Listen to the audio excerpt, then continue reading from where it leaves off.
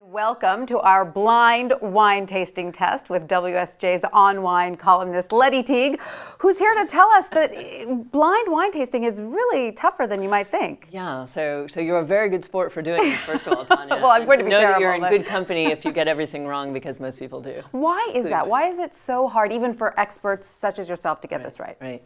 Well, it's a host of things. When you're looking at a wine, certain wines can look very much alike. A tannic structured red of one kind, I'm not going to say right. give you any ideas, can look like another and can smell like another one. Sometimes, a wine can have a lot of oak or not a lot of oak, and there are lots of things that even professionals get wrong, and there are a lot of great varieties out there too, so there are thousands and thousands and thousands. So. Very good point. All right, I have to say I've very much been looking forward to this, but I have absolutely no illusions that I'm going to do well, but let's dive right in. Okay, all right, let's start with the wine on the right. On the right, and tell us exactly what we should be looking for. Okay, first of all, you want to look at it, and that's something that a lot of people don't do, just in the normal course of things. They don't actually look at the wine. So you can see that this is a pretty dark color. It's very dark. It's almost purple in a way. It's a very dark red. So you want to think about, okay, what are the wines that are really dark in color, and what does something that's dark in color suggest? Does that suggest the wine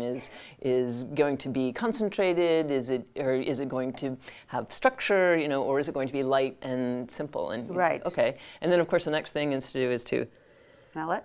Smell it. That's actually going to tell you the most of anything.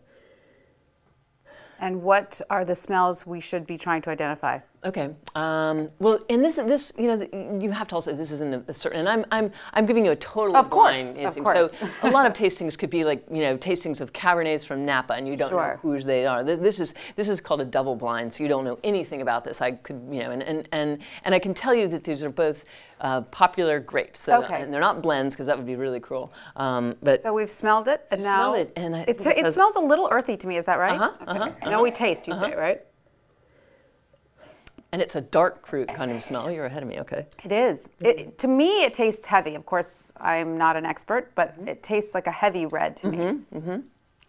And there's richness to it, and a lot of concentration. There's also a lot of ripeness, too. It's like really big, ripe fruit. So should I take Sure, you got to, sure. Is it a Merlot? Okay, that's a good guess, because it's soft like a Merlot. It's definitely soft like a Merlot, and it has a dark red color.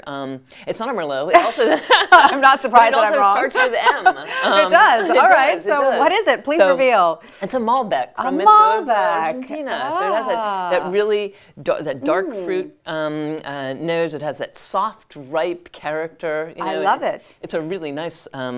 All right, let's move on to our second one, since we don't have a lot of time. We have to try all So this. again, look at it. So this one's lighter. It's a little bit clearer. Okay, definitely lighter. More red than it is purple. And it doesn't smell quite as earthy to me. I have a giant glass, so I'll have a much better nose than you will. It does. It does smell a little bit lighter too to me. All right, taste. And more like cherry. You want to spend a little more time on the nose, because that'll tell you actually even more. They say 80%. So.